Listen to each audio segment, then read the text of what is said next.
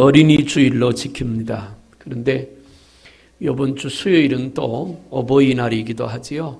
교회 절기상 오늘은 어린이 주일로 지키고 다음 주는 또 어버이 주일로 지키게 됩니다.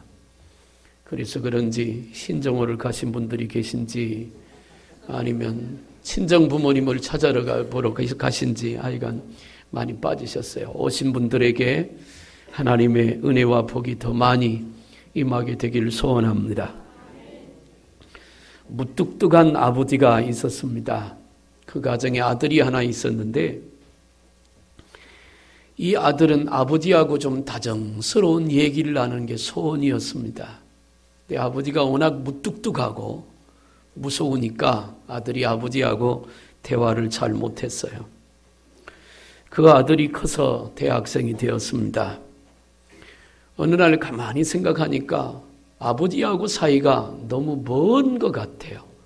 그래서 아들이 마음으로 결심을 했습니다. 내가 아버지하고 좀 거리를 좁혀봐야 되겠다. 그리고는 아들이 아버지한테 전화를 했습니다. 그동안에 아버지한테 전화한 기억이 별로 없었어요. 그래서 아들이 아버지한테 전화를 했습니다. 전화를 했더니 아버지가 받습니다. 아버지 저예요. 그랬더니 저 너머에서 아버지가 전화를 받더니 하는 말, 그래 엄마 바꿔줄게. 그러는 겁니다. 그러니까 아들이 급하게 말했습니다. 아니에요 아버지 그게 아니에요. 엄마 바꾸지 마세요. 아버지하고 얘기하고 싶어요. 아들 입장에서는 굉장히 용기를 내서 말을 했습니다. 그랬더니 아버지가 또 얘기를 합니다. 왜? 돈 필요하냐? 뭔 일 있냐? 그러는 겁니다. 그래서 아들은 그제서야 가지고 있던 자기 마음을 아버지한테 표현을 했습니다.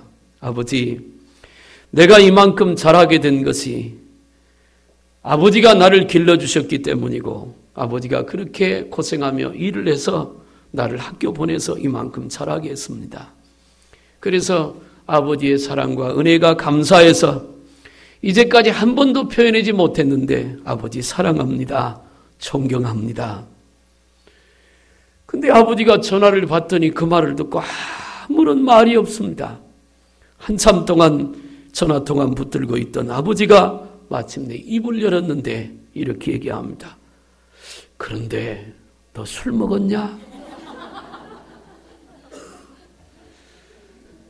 평소에 하지 않던 습관이 되지 않던 그런 아버지와 아들의 대화의 내용입니다.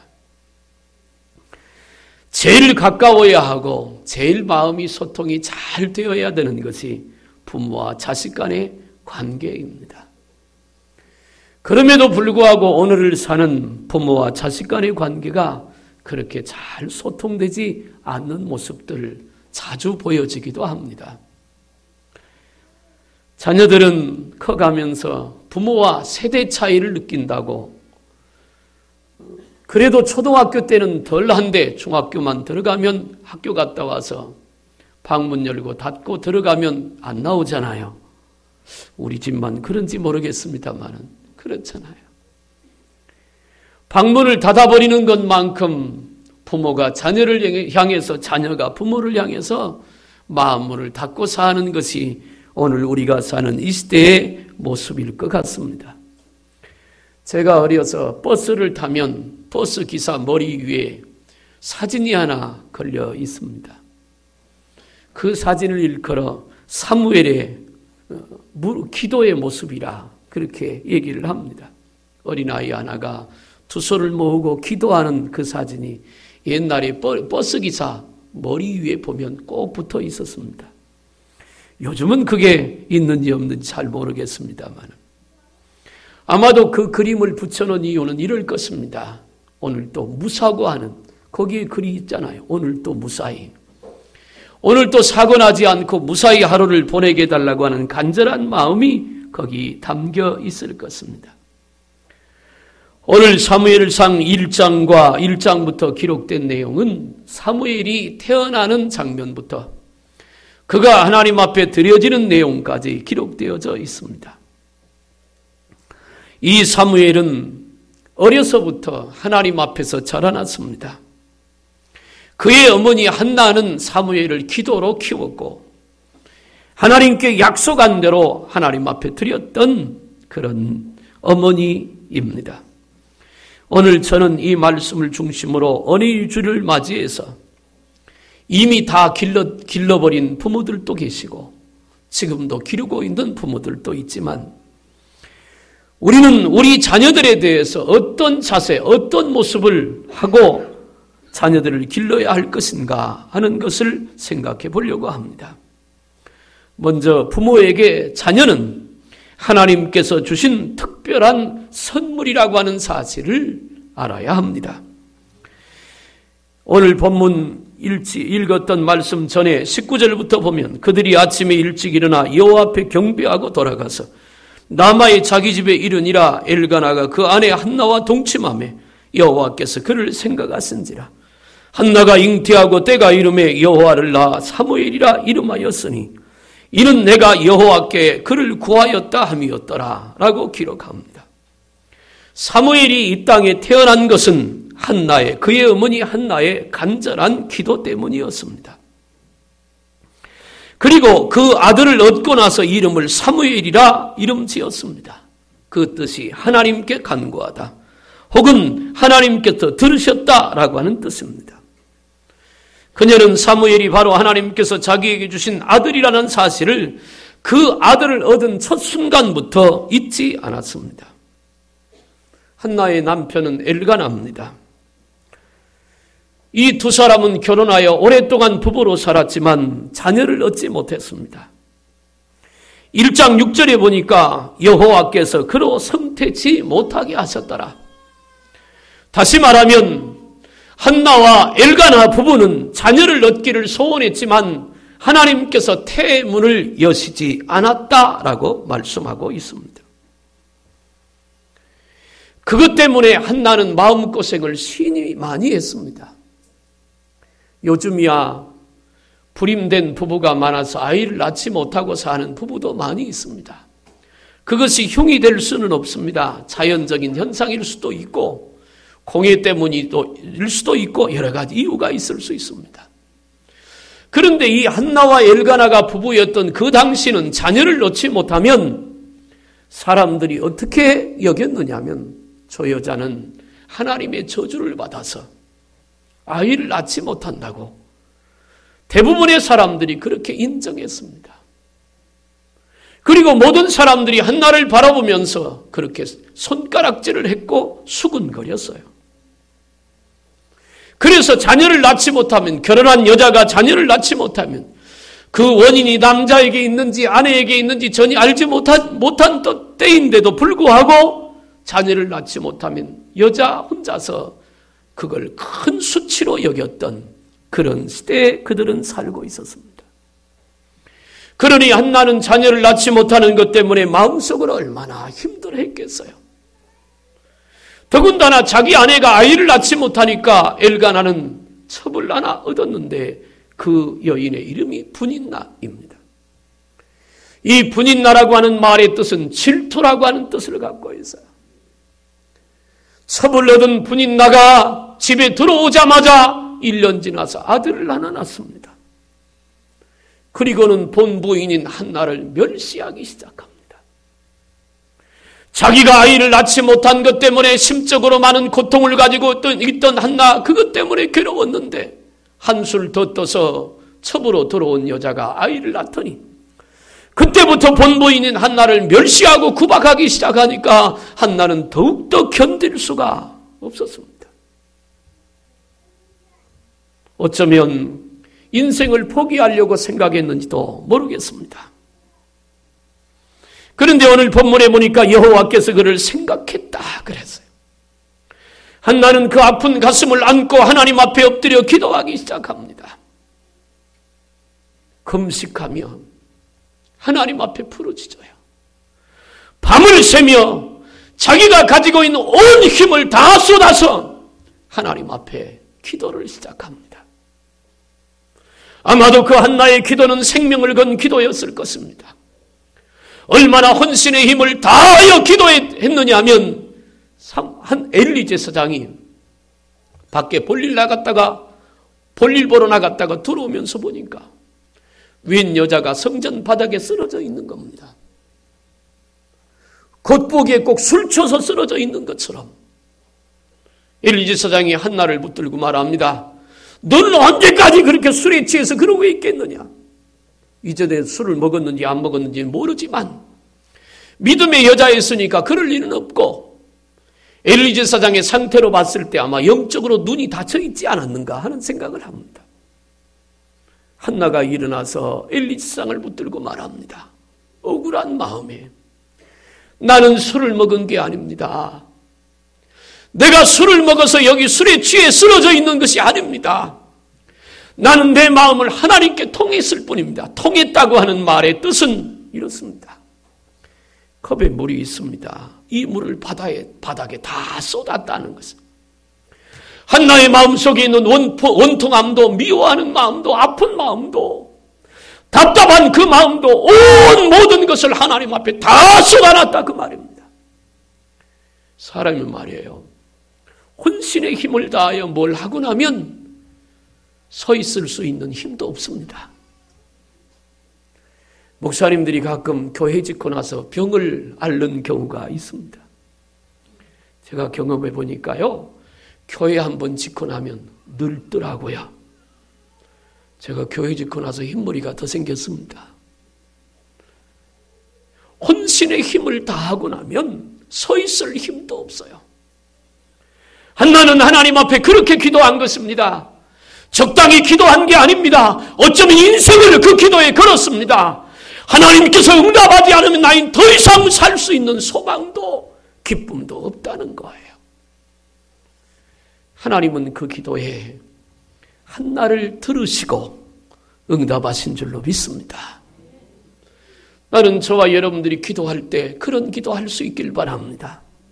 적당히 하는 기도가 아닙니다. 응답이 되고 안 돼도 되고 하는 그런 기도가 아닙니다. 생명을 건 기도입니다. 하나님께서 응답하지 않으면, 하나님께서 들어주지 않으면 나는 더 이상 인생에 살 가치가 없습니다. 그 기도를 들으신 하나님께서 한나의 생각을 바꾸셨습니다. 여호와께서 태의 문을 닫았는데 한나의 기도를 들으시고 하나님께서 그를 생각해 주셔서 태의 문을 여시기로 하셨습니다. 그래서 한나는 1년이 지난 다음에 아들을 낳았어요. 그 이름이 사무엘입니다. 이스라엘의 역사상 사무엘만큼 위대한 선지자가 없습니다. 가장 위대한 왕은 다윗이라면 가장 위대한 선지자는 사무엘입니다. 그런 아들이 한나의 기도를 통해서 태어났습니다. 한나는 그 사무엘을 얻고 나서 당연한 결과라고 생각지 않았습니다. 남녀가 결혼하여 부부가 되었으니 자녀를 생산하는 것은 당연한 거잖아요. 생물학적인 문제도 당연한 것이고 부부이니까 그런 자녀가 생산되는 것은 당연한 것이라고 생각해 줄 수 있습니다. 그러나 한나는 그렇게 생각하지 않았습니다. 사무엘은 하나님께서 우리 부부에게 주신 특별한 선물이라고. 당연히 낳은 아들이요, 당연히 낳은 딸일 수 있지만 한나는 거기에서 한 걸음 더 하나님 앞에 나가서 당연히 얻은 딸과 아들이 아니라 하나님께서 우리 부부에게 특별히 주신 하나님의 선물로 자녀를 여겼습니다. 사랑하는 여러분 모두에게 여러분의 자녀는 소중한 자녀일 겁니다. 어느 부모가 자녀를 위하여 자기를 헌신하지 않겠어요? 물론 요즘에는 예외적으로 그런 부모들이 있습니다. 못된 부모들이지요. 자식을 돈벌이의 수단으로 사용하고 자식을 갖다 팔아버리는 못된 부모들이 있지만, 그러나 대부분의 부모들은 그 자녀가 소중하고 자기의 생명보다 자녀의 생명을 더 소중하게 여기는 것이 부모가 자녀를 향한 사랑의 마음일 거예요. 그런데 우리가 예수를 믿는 하나님의 자녀라면 우리는 거기에서 한 걸음 더 나가야 합니다. 내 생명과 바꿀 수 있는 그런 소중한 자녀이지만 거기서 머무르지 말고 하나님께서 내게 주신 특별한 선물로서의 자녀, 하나님이 주신 자녀, 그런 고백이 우리 가운데 있게 되기를 주님의 이름으로 축복합니다. 이 말을 다른 말로 하면 남편과 아내가 만나서 자녀를 생생한 것이 아니라 하나님께서 주셨기 때문에 우리 가정에 자녀가 있게 됐다는 것이죠. 시편 127편 3절에 자식은 여호와의 주신 기업이요 태의 열매는 그의 상급이로다. 하나님께서 우리 부부에게 주신 재산인 동시에 특별한 상급, 그것이 바로 우리 가정에 주어진 자녀들인 줄로 믿으시길 바랍니다. 그러므로 내 소유가 아닌 겁니다. 우리 가정에 주어진 자녀는 내 소유가 아닙니다. 그 소유권은 하나님께 있습니다. 우리 그리스도인들이 잊지 말아야 될 단어가 하나 있습니다. 그게 바로 청직이라고 하는 말입니다. 청직이관. 내 인생도 내 것이 아니라 주님의 것입니다. 내 가정도 내 것이 아니라 주님의 것입니다. 내가 소유한 물질도 내 것이 아니라 주님의 것입니다. 내가 가지고 있는 재능과 건강도 재주도 남다른 실력도 내 것이 아니라 주님의 것입니다. 청직이라고 하는 말은 맡아서 관리하는 자입니다. 나중에 주인이 달라 하면 돌려줘야 합니다. 그러므로 청지기는 관리를 잘해야 합니다. 하나님께서 우리에게 자녀라고 하는 선물을 주셨습니다. 관리하라고. 언젠가 주님이 찾으실 때 있습니다. 주인 되시는 주님이 기뻐하실 수 있도록 돌려드려야 될 책임이 우리에게 있습니다. 오늘 본문 18절부터 보면 사무엘이 어렸을 때 세마포 에봇을 입고 여호와 앞에 섬겼더라, 그렇게 말씀합니다. 한나는 사무엘을 젖될 무렵 때까지 자기 품에 안아 기릅니다. 그리고 젖을 뗄 무렵에 사무엘을 데리고 엘리 제사장에 찾아갑니다. 그리고는 그 어린 사무엘을 하나님께 바칩니다. 어떻게 얻은 자식인데 그 아픔, 자녀를 생산하지 못하는 그 아픔, 그것 때문에 오는 눈총, 멸시, 천대, 스스로 갖는 자괴감, 자녀가 없는 것 때문에 아팠던 그 아픈 가슴, 어떻게 얻은 아들인데. 그런데 한나는 하나님께 약속했어요. 내게 아들을 주시면 그 아들을 하나님께 드리겠습니다. 그 약속대로 한나는 사무엘을 가져다가 하나님께 바칩니다. 성경은 이렇게 말합니다. 그의 평생을 여호와께 드렸고, 지난 4월 15일 날 온양신강교회에서 우리 노예 목사 임직 예배가 있었다 그랬잖아요. 신광교회 목사님 아들 셋이서 같은 날 같은 자리에 아버지 교회에서 목사 안수를 받았습니다. 얘기를 들어보니까요, 전 세계 기독교 역사에 그런 적이 없답니다. 한국 교계에도 역시 마찬가지고, 세 아들이 한꺼번에 아버지 교회에서 목사 안수 받는 기록이 없대요. 대단한 사건이잖아요. 그때도 말씀드렸지만 큰아들을 이요한인데 목사 안수가 끝나고 악수례를 할 때 이두영 목사님이, 아버지 목사님이 큰아들 목을 끌어안고 웁니다. 그 모습 보고 저도 눈물이 났습니다. 제 옆에 있었으니까. 두 가지일 겁니다. 젊음 내려놓고 주님을 위하여 나머지 인생을 드렸기 때문에 목회자의 길이 얼마나 힘들고 아프고 어려운 것인가를 아니까 그것 때문에 아버지의 눈에서는 눈물이 나왔을 거고, 또 하나는 목사 안수를 받는, 임직받는 그날부로 더 이상 내 아들이 아니잖아요. 이제는 하나님의 종이니까. 아마 여러 가지 생각들이 복잡하게 그 목사님을 마음을 움직였던 것 같습니다. 한나의 마음도 그 이상이었을 겁니다. 생명을 걸고 기도해서 얻은 아들, 그런데 그 아들을 하나님께 드렸습니다. 그의 평생의 그를 여호와께 드렸습니다. 한나의 마음속에는 이런 믿음이 있었습니다. 정말 어렵게 얻은 그 아들과 함께 자랑하고 싶을 거 아니에요. 어머니들의 마음속에는 다 있잖아요. 우리 할머니들하고 앉아서 얘기를 하면요, 자식 자랑을 얼마나 많이 하시는지 모릅니다. 그리고 나중에 한 번도 안 했대요. 앉기만 하면 그러세요. 우리 아들이 어떻고 며느리가 어떻고 손주가 어떻고, 설사 별로 안 좋아도 다른 분들한테 기죽기 싫어서 자랑하십니다. 한나라고 자랑하고 싶은 마음 없겠습니까? 이제까지 자기를 멸시하고 아이 낳지 못하는 여자라고 손가락짓 했던 사람들 앞에 나도 이렇게 아이 낳을 수 있다고, 내 아들이 이렇게 멋있지 않느냐고 자랑하고 싶은 마음이 얼마나 굴뚝 같겠어요. 그런데 한나는 그 마음을 포기합니다.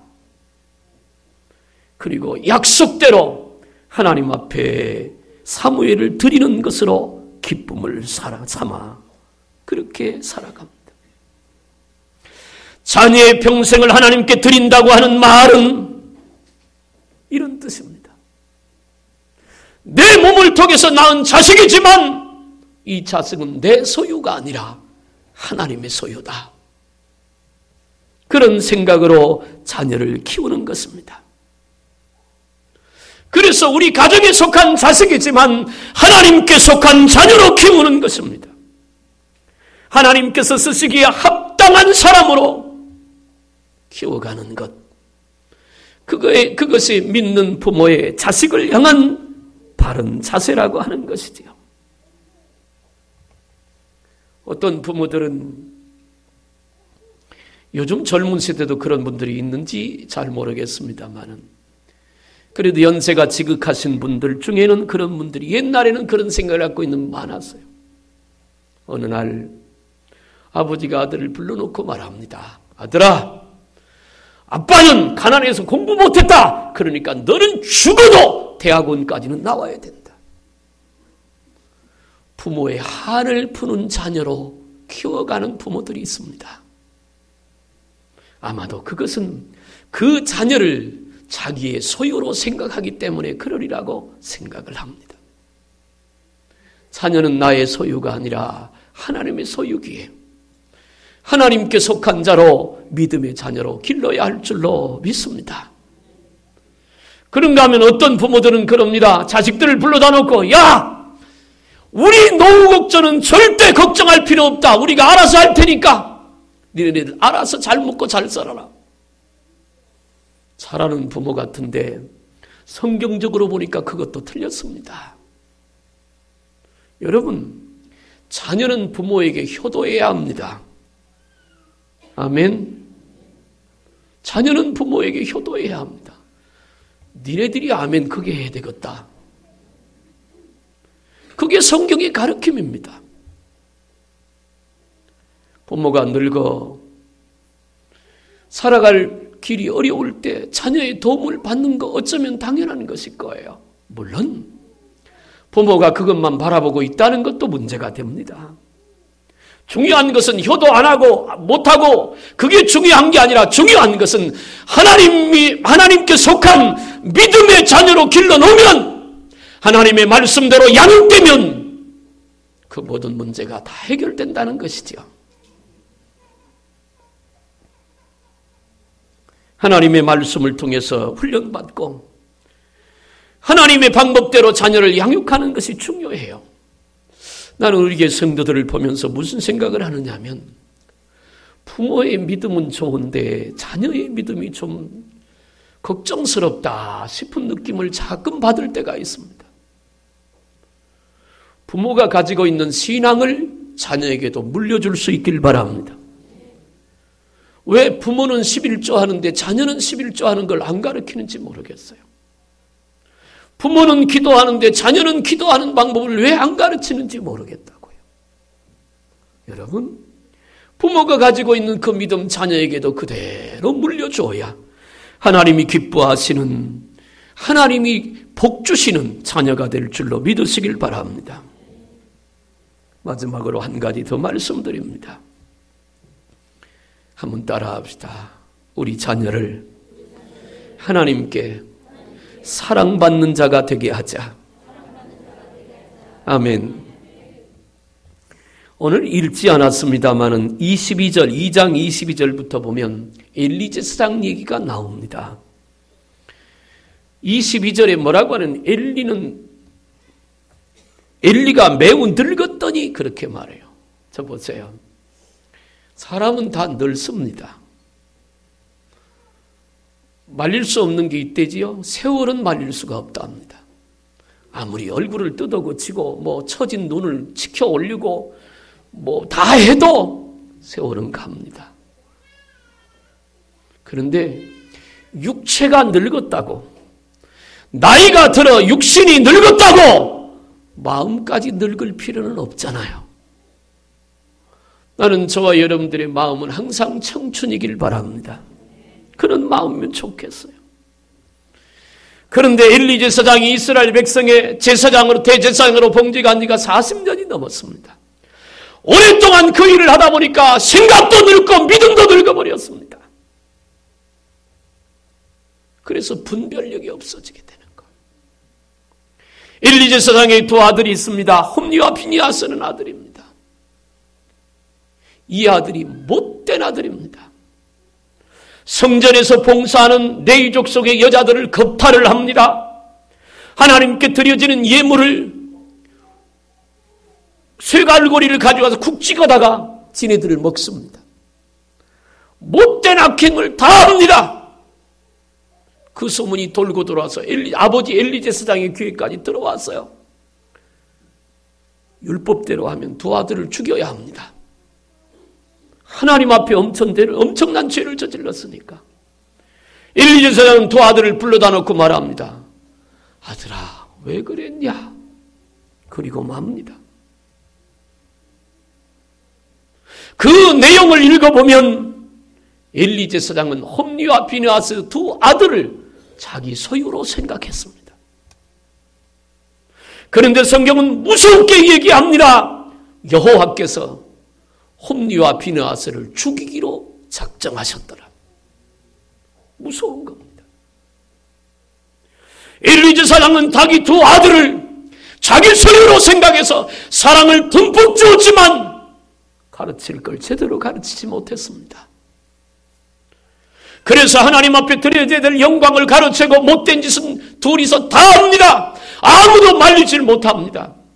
결국 하나님께서 두 아들을 죽이셨습니다.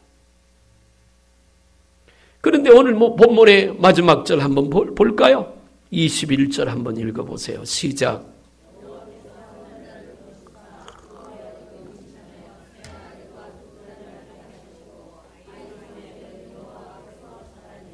아멘. 사무엘은 여호와 앞에서 자랐다. 홈리와 비느하스는 자기 생각대로 컸지만 사무엘은 여호와 앞에서 자랍니다. 그러니까 어떤 결과가 있느냐? 여호와와 사람들에게 은총을 더욱 받더라.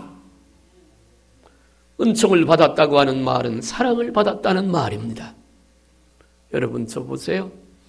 여러분의 자녀들을 데리고 어디 나갔을 때 사람들이 아이고 이쁘게 생겼네요. 그런 기분 좋지요. 아이고 잘생겼네요. 이쁘게 생겼네. 그런데 성질내는 사람 없잖아요. 제가 한번 광릉 수목원을 간 적이 있습니다. 우리 세 딸 데리고 조카 셋을 데리고 몇 명이에요? 6명. 순서대로입니다. 쭉 그것도 여자아이들만. 그리고 강문수고를 이렇게 아파서 사모님하고 나오고 가고 둘이서 6명이서 쫙 따라오는데 키 순서대 딱 나이가 차 있는 거 보이니까 보는 사람마다 쑥덕거립니다. 어떤 사람이 여도 끌끌 참냐. 어쩌다가 6이나. 우리 시골교회 옆집은요 8공주입니다. 그래도 낫잖아 8보다는. 그런 적이 있습니다. 사람들 편견이 무섭다 싶은 생각이 들었습니다. 사람들에게 사랑받는 자녀 좋은 겁니다. 제가 어려서 보니까 동네에서 욕먹고 자라는 아이들 있잖아요. 저희 못된 놈, 나쁜 놈. 근데요 나중에 안 됩디다. 믿음이 없는 사람들의 말도 힘이 있어요. 이왕이면 사람들에게 칭찬 듣고 사랑받는 거 좋지요. 여러분들 꼭 자녀들을 그렇게 기르시길 바랍니다. 예의도 있어야 하고 경우도 밝아야 하고 지킬 거 지키고 있어야지. 요즘은 애들이 윈지 엄마가 윈지 아빠가 윈지 도대체 분별할 수 없습니다. 에휴, 그냥 그 말하면 또 그러니까 거기까지 끝내고. 그런데요 더 중요한 게 있습니다. 사람들에게 사랑받는 것도 중요하지만 하나님께 사랑받는 자녀로 키우시길 바랍니다. 하나님께 사랑받는 자녀. 그래야 되잖아요. 사무엘상 2장에서 한나가 고백합니다. 뭐라고 고백한 건가? 6절에 보니까 2장 6절에 이런 말 한번 보세요. 2장 6절에 여호와는 죽이기도 하시고 살리기도 하시며 서로 내리기도 하시고 거기에서 오르기도 하시는도다. 여호와는 가난하게도 하시고 부하게도 하시고 낮추기도 하시고 높이기도 하시는도다. 아멘. 이 말이 무슨 말이에요? 사람을 살리고 죽이는 것도 하나님께 있고 복이 오고 오지 않는 것도 하나님께 있다는 말입니다. 사람들에게 칭찬받고 사랑받는 것도 중요하지만 하나님께 사랑을 받아야 하나님이 주시는 복을 받아 누릴 수 있지요. 그러므로 우리는 자녀를 양육할 때 하나님 앞에서 자라도록, 큰 자식들한테는 이렇게 얘기해야 될 겁니다. 다 자랐으니까 하나님 앞에서 살아가도록 그렇게 자녀를 양육해야 할 줄로 믿습니다. 그것이 축복입니다. 사람들에게 칭찬받고 사랑받는 것 중요합니다. 더 중요한 것은 하나님께 사랑받고 하나님께 칭찬받는 것입니다. 우리는 가끔 고민해 봐야 합니다. 과연 내 아들이, 내 딸이 하나님 보실 때 어떤 모습일까? 어떤 모습으로 지금 살아가고 있을까? 그걸 한번 가끔은 생각해 보고 고민해 봐야 합니다. 성경은 이렇게 말합니다. 나를 존중히 여기는 자는 내가 존중히 여기고 나를 멸시하는 자를 내가 경멸히 여길 것이다. 하나님의 말씀입니다. 하나님을 사랑하는 자 하나님 사랑하실 것이고 하나님께 영광을 돌리는 자 하나님이 그 사람을 영광되게 할 것입니다. 한나는 사무엘을 그렇게 키웠습니다. 하나님께 기쁨의 대상이 되도록, 하나님을 기쁘시게 하는 사람 되도록, 복된 사람이 되도록 그렇게 키웠습니다. 말씀을 마칩니다. 하나님은 우리 가정을 만드셨습니다. 그리고 여러분이 마음에 들든 들지 않든 남편을 만나고 아내를 만나게 한 것도 하나님이십니다. 여러분의 가정에 복되게 하기 위해서 자녀를 선물로, 특별한 선물로 주셨습니다. 오늘 집에 돌아가시거든 여러분 자녀를 붙들고 한번 얘기하세요. 너는 하나님께서 내게 주신 특별한 선물이야. 말로만 하지 말고 선물이라도 하나 좀 사서,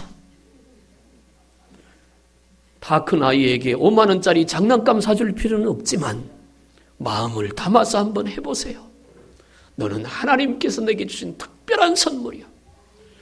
그리고 무뚝뚝한 아버지들 아들한테 전화 오거든 잘 받으세요. 나도 사랑한다고.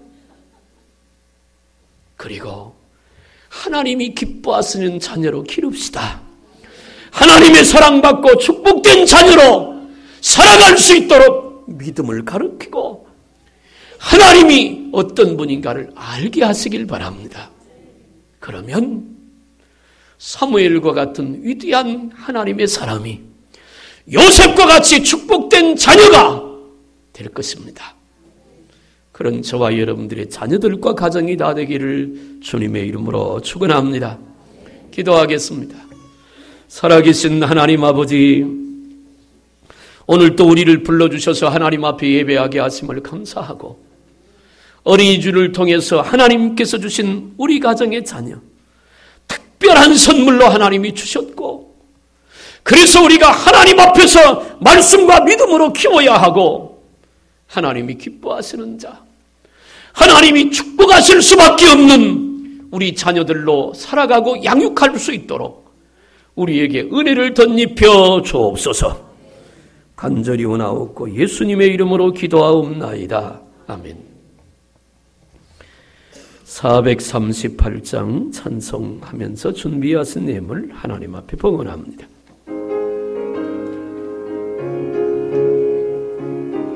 아래 마이크 좀.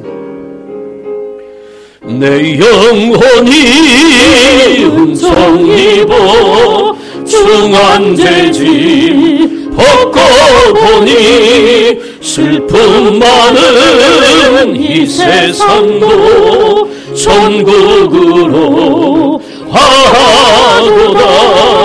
할렐루야 찬양하세. 내 모든 죄 사함받고 주 예수와 동행하니 그 어디나 하늘나라 주의 얼굴 뵙기 전에 멀리 뵈도 하늘나라 내 맘속에 이루어지니 날로 가깝도다. 할렐루야 찬양하세. 내 모든 죄 사함받고 주 예수와 동행하니 그 어디나 하늘나라 높은 산이 거친 들이 조망이나 궁궐이나 내 주 예수 모신 곳이 그 어디나 하늘나라. 할렐루야 찬양하세. 내 모든 죄 사함받고 주 예수와 동행하니 그 어디나 하늘나라. 이 시간 우리 한 목소리로 한번 기도했으면 좋겠습니다. 이 시간 기도할 때는 여러분 자녀를 위해서 기도했으면 좋겠어요. 출가했거나 아니면 아직 어리거나 상관이 없습니다. 자녀를 축복하시길 바랍니다. 하나님 앞에서 하나님이 기뻐하시는 자녀로 살게 하옵소서. 하나님의 사랑받는 자녀로 살게 하시고 그렇게 주님을 닮아가는 믿음의 삶이 되게 해 주옵소서. 여러분 자녀를 위해서 가정에 하나님이 함께 해달라고 이 시간 한 목소리로 한번 기도합니다. 살아계신 하나님 아버지, 오늘도 하나님의 귀한 말씀을 듣습니다.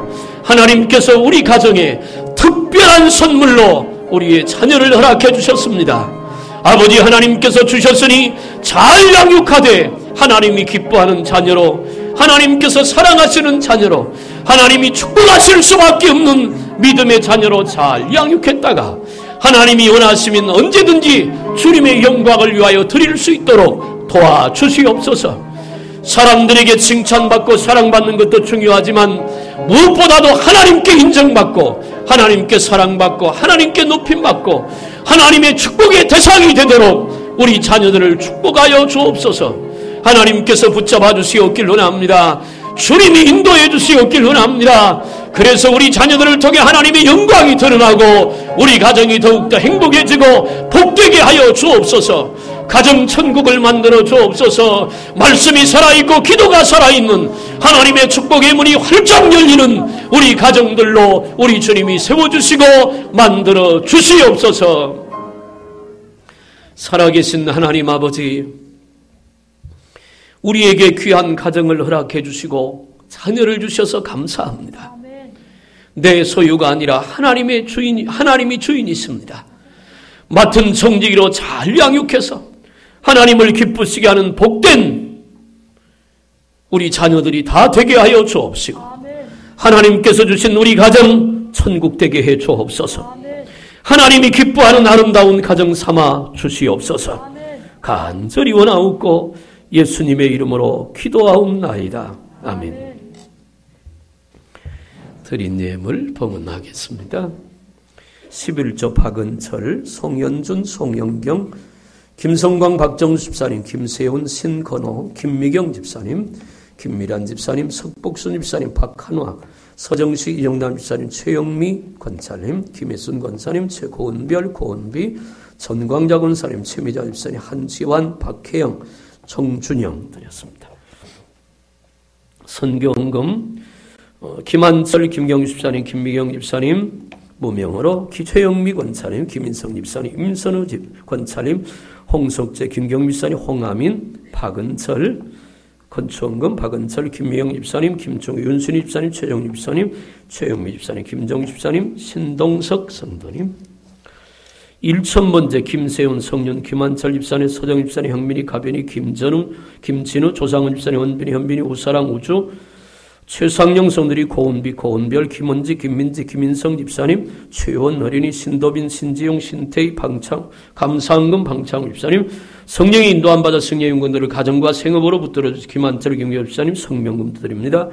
주님 은혜 감사합니다. 조인이 100일을 맞게 해주신 주님, 지금까지 지키시고 도우신 주님, 도윤이 앞길에도 주님의 은혜와 사랑을 지켜주옵소서.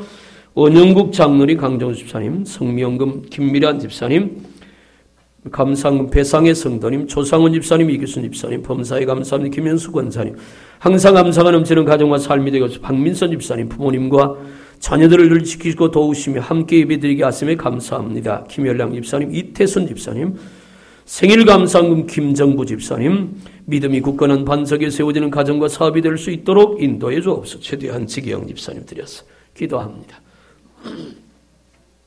살아계신 하나님 아버지, 오늘도 우리가 하나님 앞에서 예배하며 귀한 말씀 듣게 하셨으니 하나님께서 알아가신 가정이 축복되게 하시고 자녀가 잘 되게 하시옵소서.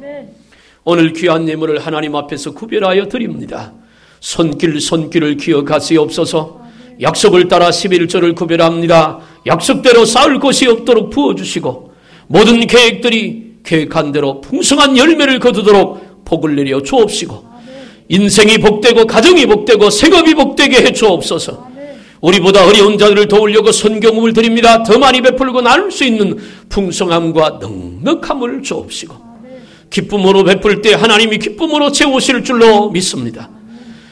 건축음을 드립니다. 믿음의 집이 반석에 세워지되 평생 무너지지 말고 그 믿음으로 가정을 온전히 구원하고 수많은 영혼들을 살려내는 복된 믿음들이 되게 해 주옵소서.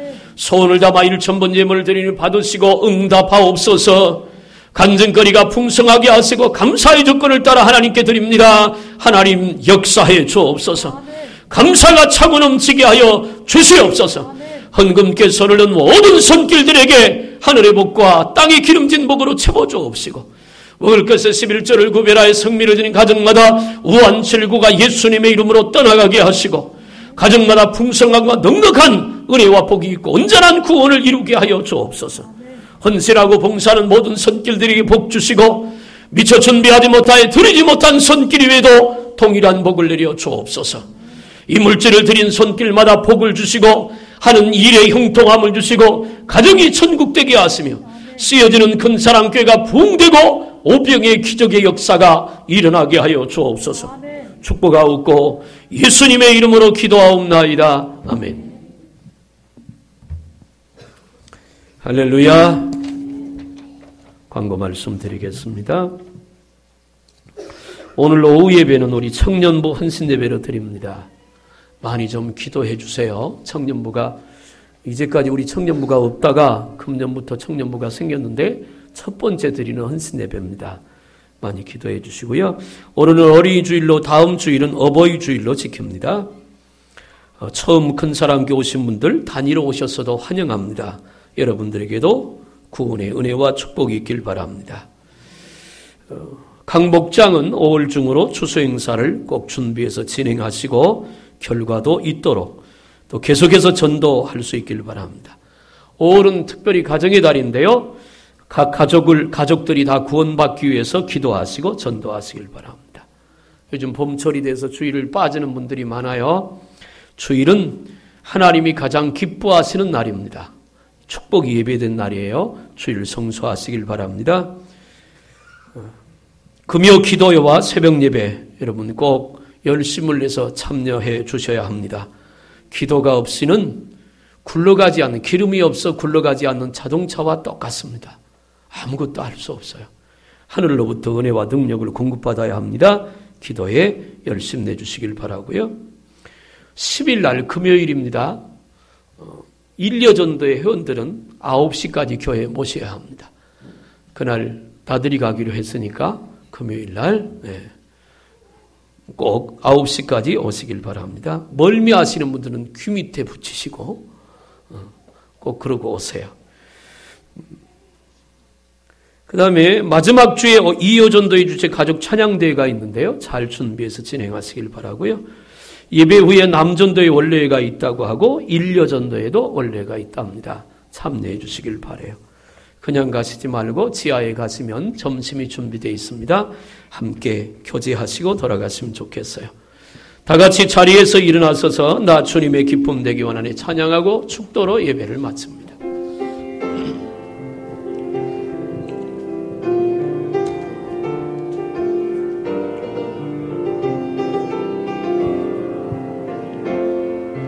나 주님의 기쁨 되기 원하네.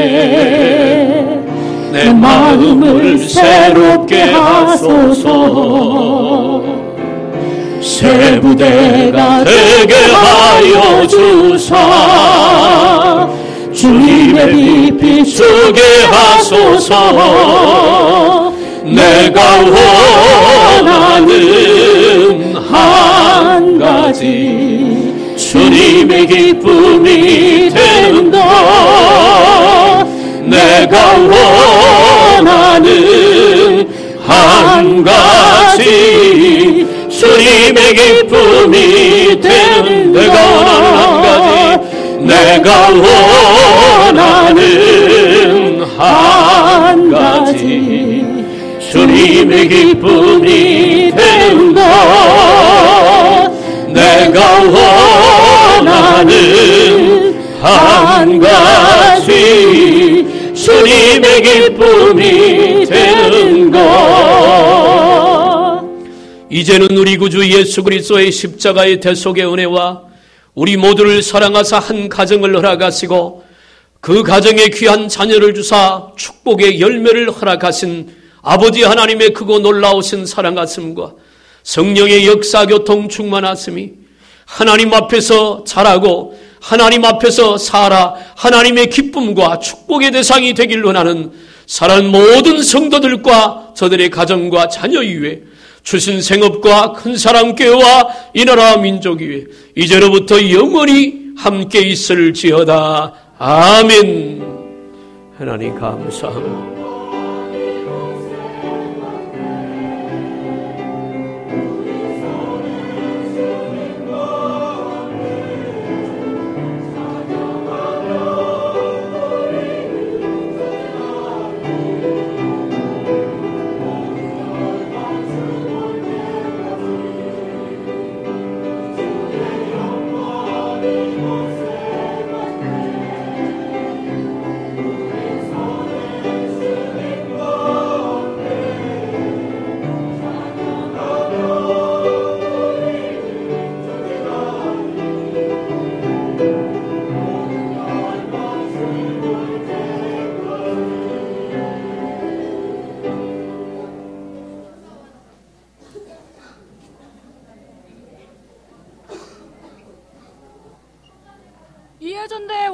고맙습니다.